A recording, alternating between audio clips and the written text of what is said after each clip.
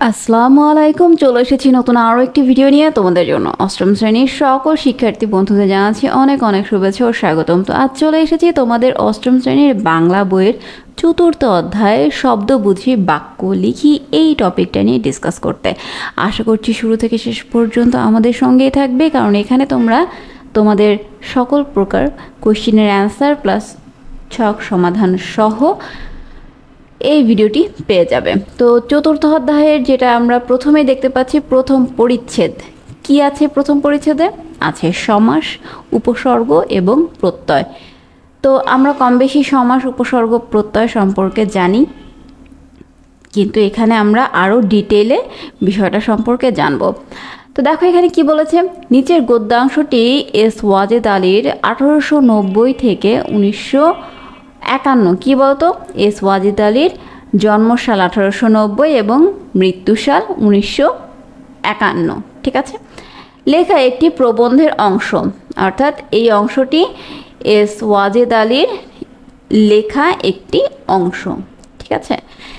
এটি লেখকের ভবিষ্যতের বাঙালি বই থেকে নেওয়া। এস ওয়াজেদ আলী 19 শতকের একজন সাহিত্যিক। তার লেখা অন্যান্য বইয়ের মধ্যে রয়েছে গুলদাস্তা, মোটরযোগে, রাঁচি সফর ইত্যাদি। তো আশা করি তোমরা এটা বুঝতে পেরেছো, আর এটা কিন্তু তোমরা মুখস্থ করে ফেলবে, একদম ভালোভাবে মনে রাখবে। এই জিনিসটা তোমাদের পরবর্তী যত উঁচু ক্লাসে যাবে, যত বড় ক্লাসে যাবে, এই ইনফরমেশনগুলো কিন্তু তোমাদের লাগবে। কার ইনফরমেশন? এই যে প্রবন্ধিক যে এস ওয়াজেদ আলী, ঠিক আছে, এনার জন্মসাল লাগবে, এনার মৃত্যুসাল লাগবে, ঠিক আছে। তার লেখা প্রবন্ধের নাম বলো, ঠিক আছে, একটা প্রবন্ধের নাম বলো বা দুটো প্রবন্ধের নাম বলো, অথবা এই যে প্রবন্ধটা দেখছো মোটর যোগে রাঁচি সফর, এটা কার লেখা? এস ওয়াজেদ আলীর লেখা, ইত্যাদি ইত্যাদি বিভিন্ন ধরনের কোয়েশ্চেন তোমাদের থাকতে পারে পরবর্তীতে। সো তোমরা এগুলো খুব ভালোভাবে মুখস্থ করে ফেলবে।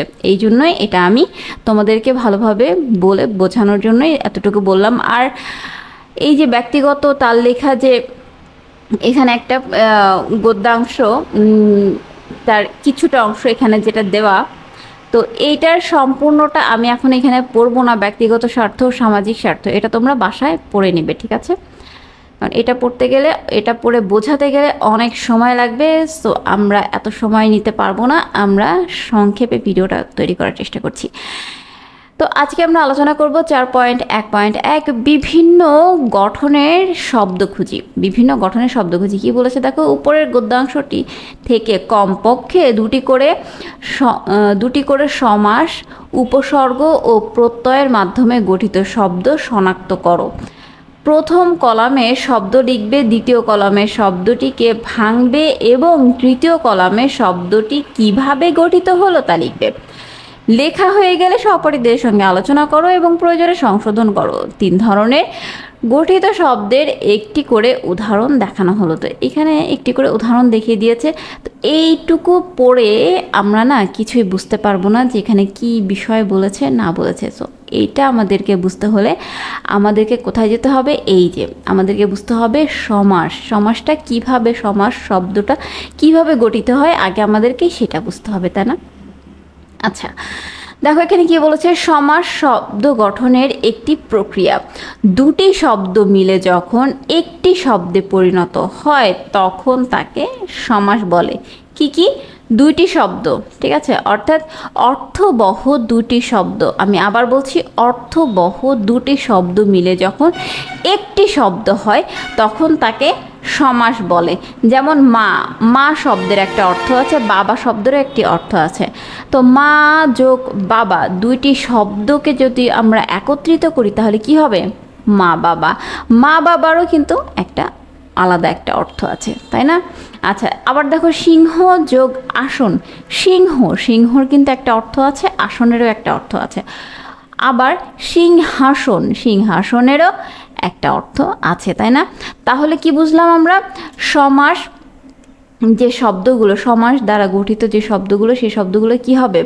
সে শব্দগুলো অবশ্যই দুটো শব্দের একত্রিত রূপ হবে আর দুটো শব্দেরই আলাদা আলাদা অর্থ থাকবে, আর সেই আলাদা আলাদা অর্থ শব্দ দুটো আবার একত্রিত করলে সেই শব্দর আবার আলাদা একটা অর্থ দাঁড়াবে।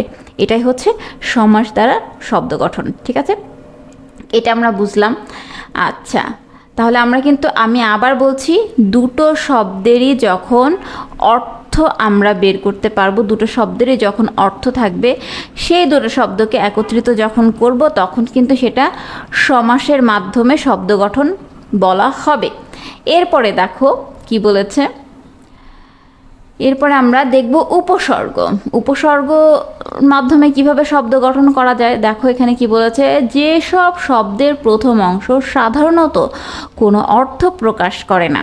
কি বলেছে, যেসব শব্দের প্রথম অংশ, কোন অংশ, প্রথম অংশ সাধারণত কোনো অর্থ প্রকাশ করে না, কিন্তু দ্বিতীয় অংশের অর্থ থাকে।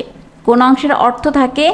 দ্বিতীয় অংশের অর্থ থাকে। ভালো করে বুঝে নাও, সেসব শব্দকে বলা হয় উপসর্গ সাধিত শব্দ, অর্থাৎ উপসর্গ যোগে গঠন করা শব্দ। ঠিক আছে, তাহলে আমরা কি পাইলাম, এখানে প্রথম অংশে দুটো শব্দের মধ্যে প্রথম অংশের সাধারণত কোনো অর্থ থাকবে না, দ্বিতীয় অংশের অর্থাৎ দ্বিতীয় শব্দের অর্থ অবশ্যই থাকবে, সেটা হচ্ছে উপসর্গের মাধ্যমে গঠিত শব্দ। ঠিক আছে, এরপরে আসো দেখি প্রত্যয় কি বলেছে। এই যে প্রত্যয়, দেখো আমি বোঝার সুবিধার্থে কিন্তু লেখাগুলো আগে থেকে মার্ক করে রেখেছি। যেসব শব্দের প্রথম অংশ অর্থযুক্ত এবং দ্বিতীয় অংশ অর্থহীন। কি বললাম, প্রথম অংশ অর্থযুক্ত এবং দ্বিতীয় অংশ অর্থহীন। আমরা উপসর্গ কি পড়েছি, প্রথম অংশ অর্থযুক্ত নয়, দ্বিতীয় অংশ অর্থযুক্ত হয়, সেটা হবে কি উপসর্গ। আর তাহলে প্রত্যয় কি হবে, প্রত্যয় হবে প্রথম অংশ অর্থযুক্ত হবে আর দ্বিতীয় অংশ অর্থহীন হবে, অর্থাৎ প্রথম অংশের অর্থ থাকবে, প্রথম অংশের একটা অর্থ থাকবে আর দ্বিতীয় অংশের কোনো অর্থ থাকবে না। এই ধরনের শব্দ দ্বারা গঠিত শব্দই হচ্ছে কি হবে, প্রত্যয়, প্রত্যয়ের মাধ্যমে গঠিত শব্দ। ঠিক আছে, যেমন দেখো এখানে একটা উদাহরণ দিয়েছে, একটা না এখানে মনে হয় বেশ কয়েকটা উদাহরণ দিয়েছে। যেমন আমি এটা দিয়ে দেখাচ্ছি যে দিন যোগ ইক কি হলো, দৈনিক। দিন, দিনের একটা অর্থ আছে, ইক, ইকের কোনো অর্থ আছে? ইকের তো কোনো অর্থ নেই, আছে কি? নেই। সো দিন যোগ ইক, যেহেতু প্রথম অংশের অর্থ আছে, দ্বিতীয় অংশের কোনো অর্থ নেই, সেহেতু এটা কি হবে, প্রত্যয় দ্বারা গঠিত শব্দ হবে। ঠিক আছে, আচ্ছা আশা করি তোমরা বুঝতে পেরেছো। এখন চলো আমরা এই যে এখানে আমাদের প্রথমে যে ছকটা দিয়েছিল সেই ছকটা পূরণ করার চেষ্টা করি, বোঝার চেষ্টা করি, তাহলে দেখবে এখন বুঝতে একটু সুবিধা হবে আমাদের, একটু না পুরোটাই সুবিধা হবে। তুমি দেখো সমাজ জীবন, এখানে কি বলেছে, গঠিত শব্দ, শব্দ ভাঙলে যেমন হবে কিভাবে গঠিত। ঠিক আছে, তো এখানে দেখো শব্দ দিয়েছে কি সমাজ জীবন, তাই না? এখানে শব্দটি ভাঙলো, ভেঙে কি পেলো, সমাজ যোগ জীবন। আমাদের সমাজ, সমাজেরও একটা অর্থ আছে, জীবনেরও কিন্তু একটা অর্থ আছে। যখন আমরা দুইটা শব্দেরই একটা অর্থ পাবো তখন সেটা কিভাবে গঠিত হবে, তখন কিন্তু সেটা সমাসের মাধ্যমে গঠিত হবে। আমরা কিন্তু কিছুক্ষণ আগেই জেনে এসেছি। এরপরে দেখো কি বলছে, সম্প্রসারণ। কিভাবে লিখেছে দেখো, এটা সম যোগ প্রসারণ, দুইটা শব্দ এখানে ভাগ করা হয়েছে, ভেঙেছে, তাই না? তো দুটো শব্দ যখন ভেঙেছে কি পেয়েছে, সম আর হচ্ছে প্রসারণ। সম শব্দের অর্থ কি, সম শব্দের অর্থ হলো জানি না, অর্থাৎ নেই, তাই না? কিন্তু প্রসারণ শব্দের অর্থ জানি আমরা, প্রসারণ শব্দের অর্থ হচ্ছে বৃদ্ধি করা, তাই না? যেহেতু প্রথম শব্দের কোনো অর্থ নেই, দ্বিতীয় শব্দের অর্থ আমরা পেয়েছি বা আছে, সেহেতু এটা আমাদের কি হবে, আমরা পড়েছিলাম উপসর্গের মাধ্যমে গঠিত শব্দ। ঠিক আছে, এরপরে আছে দেখো সামাজিক। ঠিক আছে, সমাজ যোগ ইক ভাঙলে কি দাঁড়াবে, সমাজ যোগ ইক। সো এই সমাজের অবশ্যই একটা অর্থ আছে, আমরা জানি সমাজ অর্থ কি, তাই না? আর ইকের কি কোনো অর্থ আছে? নেই। অর্থাৎ আমরা এখানে কি দেখছি? এখানে দেখছি প্রথম শব্দটার একটা অর্থ আছে আর দ্বিতীয় শব্দের অর্থ নেই। সুতরাং আমরা পড়েছি কিছুক্ষণ আগেই শিখেছি যেটা এটা কি হবে? প্রত্যয়ের মাধ্যমে গঠিত শব্দ হবে। ঠিক আছে, যেহেতু প্রথম শব্দের অর্থ আছে, দ্বিতীয় শব্দের অর্থ নেই। আশা করি তোমরা এটা বুঝতে পেরেছো এখন। আচ্ছা, এইবার চলো, এখানে আমাদের আরও কিছু শব্দ লিখতে বলা হয়েছে, তাই না? কোথা থেকে শব্দ লিখতে বলা হয়েছে? এই যে এই গল্পটা থেকে আমাদেরকে শব্দ লিখতে বলা হয়েছে। তো চলো আমরা এই যে লিখতে হবে সেটা একটু দেখে নেই। দেখো, এখানে আমি অ্যান্সারটা দিয়ে দিয়েছি। চতুর্থ অধ্যায় 4.1.1 শব্দ বুঝি বাক্য লিখি, পৃষ্ঠা 76। দেখো, এখানে গঠিত শব্দটি ভাঙলে যেমন হবে, কিভাবে গঠিত হবে। তো ওখানে তো 3টে লেখাই আছে, আমি 3টা না 4টা, যাই হোক 3টা লেখা আছে, ওগুলো লিখি নাই, ওগুলো তো বইতেই পেয়ে যাবে তোমরা। আমি তারপর থেকে নতুন যে শব্দগুলো লিখেছি সেই শব্দগুলো এখানে দিয়ে ছকটা পূরণ করেছি। তো তোমরা দেখো, সুখ দুঃখ, সুখ যোগ দুঃখ, সুখেরও একটা অর্থ আছে, দুঃখেরও কি একটা অর্থ আছে। তাহলে যেহেতু দুটোরই অর্থ আছে সেহেতু এটা কি হবে? সমাসের মাধ্যমে হবে।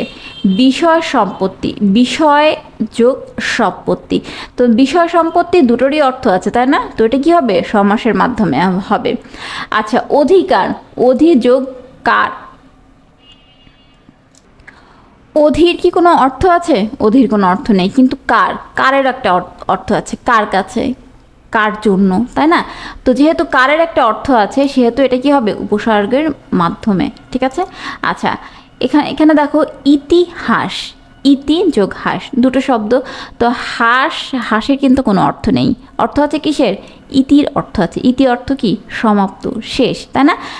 হাঁস, এখন তোমরা বলতে পারো যে হাঁসের তো অর্থ আছে।